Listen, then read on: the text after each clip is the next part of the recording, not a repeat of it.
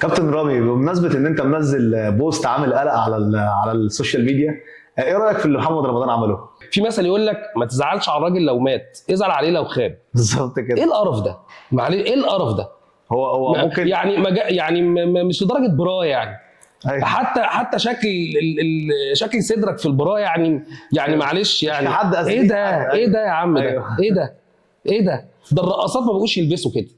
ده ايه القرف ده؟ هو ده الفكر يعني؟ هو ده القدوه يعني؟ هو ده اللي المفروض نعمله؟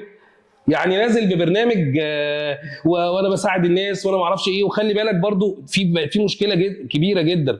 بشوف بوستات مثلا الجايزه ما اعرفش ايه، الاقي الناس في الكومنتات انا ابني ما اعرفش ايه، ساعدني، عايز اتجوز، أيوة. عايز ما اعرفش ايه، والناس تجري معاه ولا كانه نبي مثلا. أيوة. ايه ده؟ مش فاهم. ايه ده؟ أيوة، ده حقيقي. يا اخي احنا من امتى بنطلب من الناس؟ يا اخي اطلب من رب الناس. بالظبط كده. اطلب من رب.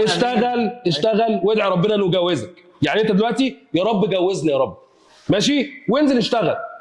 يعني فاهمني؟ انت دعيت الدعوه، ربنا ييسر لك، ربنا يكرمك. ايوه ده حقيقي. انما خلاص اجري وراه بقى وابعت له بتاع، طيب. وابعت له ورق انا عايز اتجوز، انا عندي مشروع انا ما اعرفش ايه، وشويه تسول بقى وما اعرفش ايه. ايه القرف ده؟ وبعدين مفيش حاجه مدفوعه من جيبي، كله بالانتاج. دلوقتي انا بدفع 10 مليون جنيه عشان يجي لي 30 مليون جنيه، دي حاجه برضو ما عنديش مشاكل، كويس زي الفل.